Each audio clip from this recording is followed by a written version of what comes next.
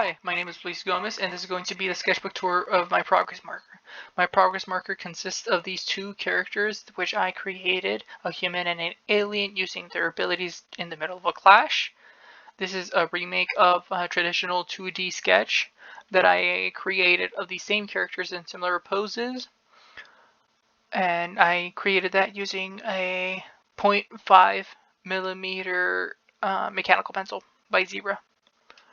And the way I went about creating the digital version is that on the base layer, I sketched out with the mechanical pencil tool with with the 7-point setting, both of the characters and their features, and then also partly planning out the settings. And following that, I would follow with a layer on top of that, two layers actually, one for each of the characters. An outline created using the Real G Pen tool with a 5-point setting for the tips. And I tried to make it look darker along some creases to give some line depth, though that isn't entirely visible because it's only a 0.5 and it's one of the smaller settings, as you can see. But it's definitely more visible, like say along here, along the shoulders. You see that these lines are definitely thinner than these lines, and so forth. I definitely try to keep the outer lines the thickest, as opposed to the inside lines where they're like thinner for sure.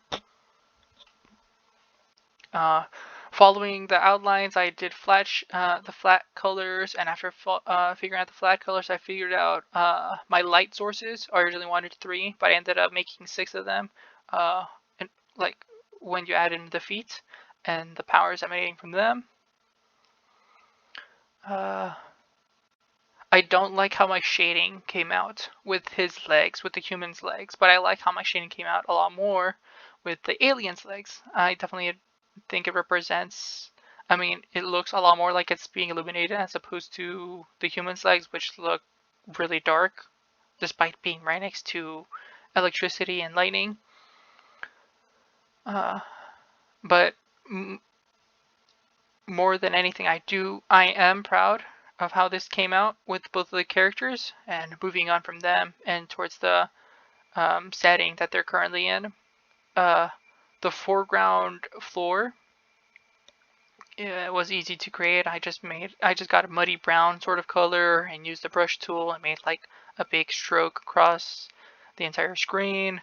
Same thing with the dust effects in the foreground and in the background, which surrounds them in an oval shape, as you can see. So it goes along with their clash, part of the shockwave.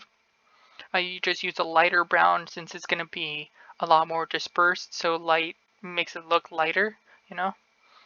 I also added in cracks using the crack preset in the environment and decorations tool. You can see there's the most amount of cracks right here in the center, which is where their impact is hitting the closest to.